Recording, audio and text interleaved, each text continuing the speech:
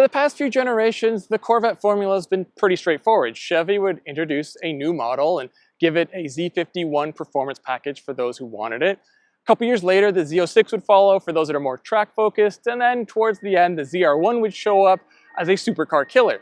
Well, for the C8, not only did Chevy make it mid-engine, but they made another little twist, and that's this car, the eray.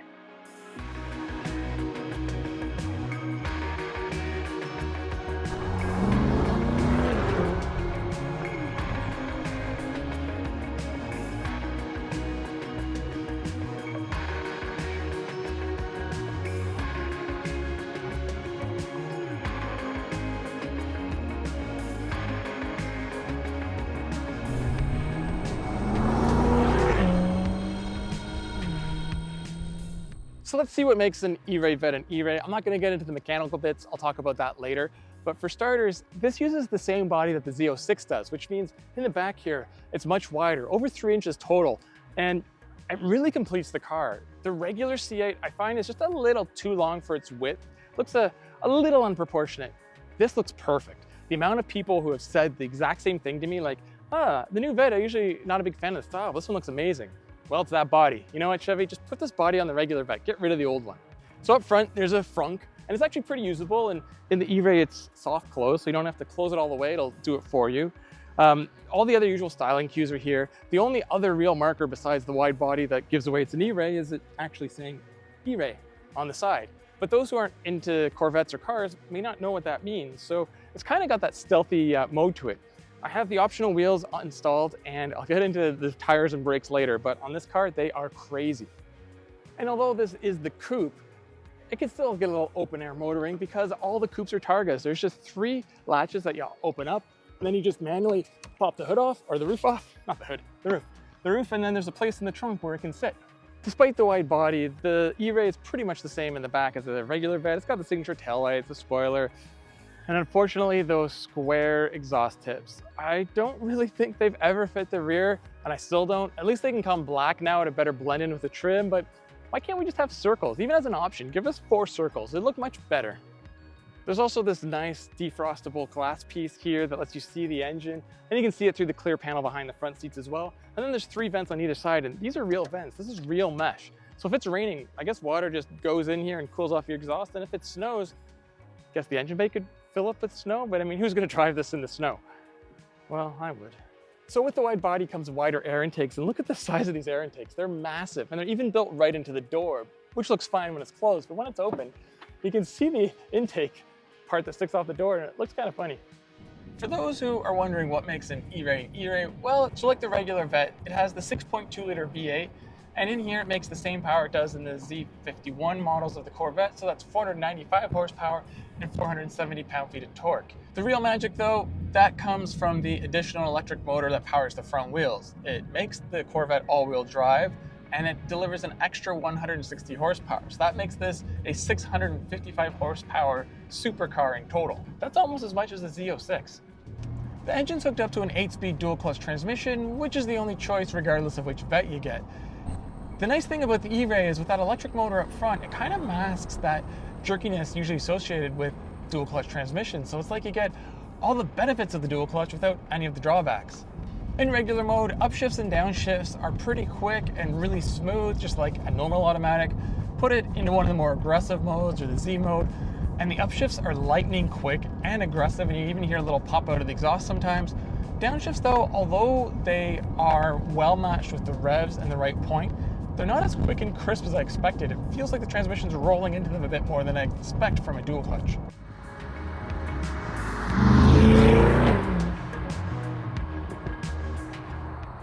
Thanks to the additional grip of all-wheel drive, Chevrolet says it can do 0 to 60 miles per hour in 2.5 seconds, and having experienced one launch control, I don't doubt them. Here, let me give you a little demonstration of how it launches.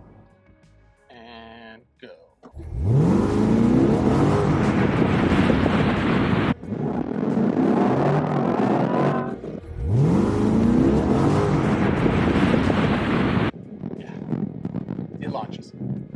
The electric motor is good for more than just violent launches as well. In day-to-day driving, it's actually quite useful. On the highway, I found if I kept it manually in 8th gear and I planted my foot, there's so much instant power and torque from the motor that I didn't need to downshift any gears. I could accelerate quite quickly, fast enough to pass anything I needed to on the highway. That usable torque, well, it comes in handy around the city or country roads too. If I'm manually controlling the gears and I leave it in a high gear, I just stab the accelerator. I hear the electric motor whirl as the V8 kind of awakens a little bit, but it's really the motor up front doing the work. And for short stabs of speed, it works tremendously well.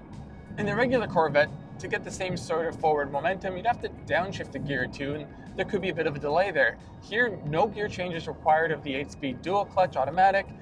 It's just get up and go, and sometimes you need that little bit of power to quickly make a left-hand turn or just poke your head in front of someone on the highway.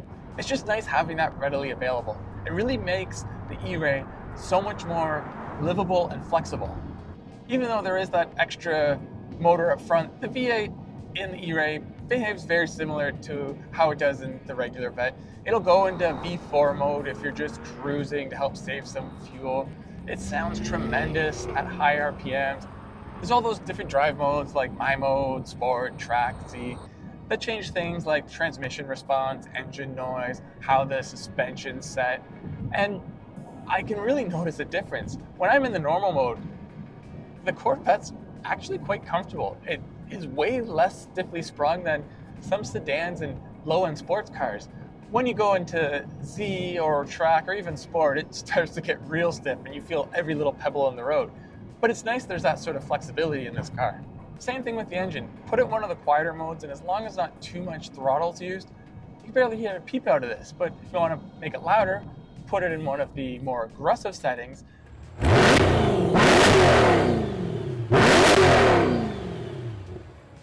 I just don't think it's possible to get enough of that sound. I will say though, I wish it could be a little louder, closer to idle or lower RPMs, sort of like the Mustang, maybe not quite that aggressive, but it'd just be a nice touch. I mean, if you're gonna open it up, really open it up. When you're not making the V8 growl, and especially when it's in one of its quieter modes, the E-Ray makes a lot of sounds that just feel so out of place in the Corvette. I can constantly hear the motor up front whirling when I accelerate, and when I brake, I can actually hear the regen braking. It's just so unusual for a Corvette, but it's not uncommon for a lot of other hybrid supercars and sports cars. So it just really shows that Chevy's pulled this mid-engine sports car right into the modern era. And of course, there's one more trick up the E-Ray's sleeve, and that is stealth mode. So before you actually turn the car on, it's possible to set it in stealth mode as long as your seatbelt's on and the brakes depressed. What this does is it turns the Corvette into a front-wheel drive vehicle. I know, a front-wheel drive Corvette. How crazy is that? So the 160 horsepower electric motor is the only thing that's on and the only thing propelling the car. Chevy says it'll do about 3 to 4 miles at speeds up to 45 miles per hour, which is actually not too bad if you're trying to creep out of your neighborhood at night or just creep around downtown at lower speeds. I tried the system out and it works quite well. I was able to crawl from my house to the mall about 2 miles away. Shh, I'm in stealth mode.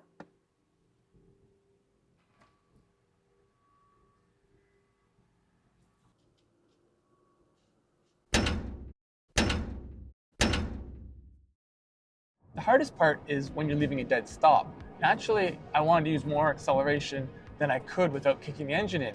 Thankfully, there's a little bar, a gauge in the head-up display that shows a line where the engine will kick on and how much throttle you're putting in. So you know exactly at what point to back off the throttle before you awaken that V8. And let me tell you, when you awaken it from a cold start while driving, it is loud, and the transition from all-electric power to hybrid isn't the smoothest, but it's still pretty cool you can do this. You can kind of pretend you're one of those hypercars that can run on electricity before the engines fire up coming out of the pits. They say in life nothing's free, and that's true with this vehicle as well. And I'm not just talking about the price. All that hybrid technology adds quite a bit of weight, and at over 3,700 pounds, this vehicle's heavier than a regular Vette by about 400 pounds, which isn't nothing. To compensate for those extra pounds, Chevy's upgraded a lot of other bits. Starting with the brakes, they're now over 15 inches front and rear, which is substantially more than in the regular Vette, and if that's not enough, they are also now carbon ceramic. The tires are much wider, They are 275 wide in the front, which is about a 30mm increase, and they are ridiculous 345 millimeter wide in the rear, which is about 40 more than the regular Vette. I don't know if I've ever driven a car that came with 345 rear tires from the factory. I'm not going to pretend that I can't feel the weight behind the wheel, because I definitely can.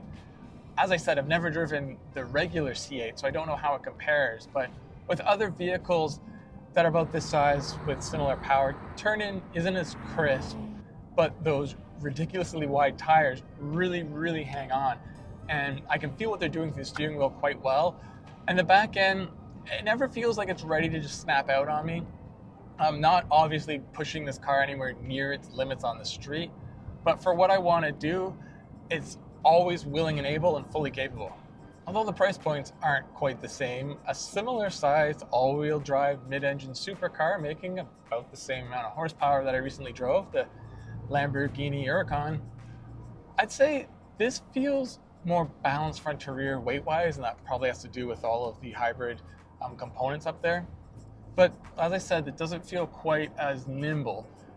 I'm pretty confident this probably can actually out-corner a Huracan, all things equal, but behind the wheel, it just doesn't feel quite as playful. But hey, that's just the trade-off to get better traction in any road or weather condition. But don't twist my words. I'm not saying the Corvette isn't fun to drive or wholly capable. It's definitely both. I'm just nitpicking at the highest echelon of vehicle performance. On secondary and country roads by my place, it is a lot of fun to just toss through the corners and punch the gas on the straights. There's only so much I can do within legal limits, of course, but unlike some other supercars, this one's still fun without drawing the attention of the police. So the Corvette's always been a pretty good performer, but the one area people always complain about is the interior, and in the past that's been pretty accurate. And even in the newest model, is this the nicest interior of a vehicle that's well over $100,000? Well, no, but it's also not nearly as bad as I was led to believe. It's definitely a very driver-focused interior. There's a row of buttons beside me that a lot of people complain about, but I am a big fan of physical buttons, and I like that they're there, because the last thing I want to do when driving quickly in a vehicle like this is have to mess around with sub-menus in a touchscreen. Here I just can reach over blindly and push what feature I need. The driver information center is actually bigger than the touchscreen, and that just sort of proves that this is a driver-focused vehicle where the fun is to be had in the performance of the vehicle and not what cool things the infotainment can display. There's quite a bit of headroom, and you can sit in here with a helmet on. And of course, the Targa roof panel's removable, and unlike some other vehicles, it's not power operated, it's all manual. But that helps keep the weight down, and there's a nice spot in the trunk where it can be kept. But for all the headroom that's up here, I'm looking out in a very small windshield. Half my view is almost at the visor. I kind of just have to sink down a bit to see, and I have the seat as low as it goes. I mean, that's just a trade-off of having a high-performance sports car. None of them are going to offer you tremendous sight lines. Another thing supercars don't usually offer is comfort. But you know what? Inside here, it's actually quite nice. The bucket seats are adjustable, power operated, and they just fit my frame really good. I'm sure they're adjustable so other frames fit nicely, but even the armrests are padded in the right spot so I can rest my arms on them when I'm doing some more relaxed driving, getting to the next set of switchbacks. The materials used in here are more or less all soft touch, or at least covered in a material that's not hard plastic. There's a couple points here and there that, you know, aren't overly great, like the inside of the cup holders, but all the money on this vehicle, again, is put towards the actual performance as opposed to little frills inside. And that being said, it's still a nice experience in here. There's a lot of style and little details with the two-tone black and white angles over the dash and doors, and it's not boring, and it doesn't look cheap. So the E-Ray is an incredible machine, but where does it fall in the Corvette family? Like I said, you have the regular Vette for those that just need a Vette, there's the Z06 for those that want to hit the track, and then there's the ZR1 for the ultimate performance from a Corvette. Well, I deem the E-Ray the ultimate street Vette.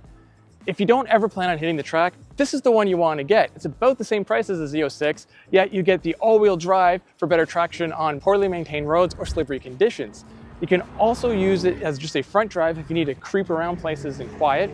And if you launch it, it can actually out-accelerate almost all the other models. So if attacking on-ramps, carving canyons, or maybe just scaring your friends is more your style, this is the Vette to get, the hybrid.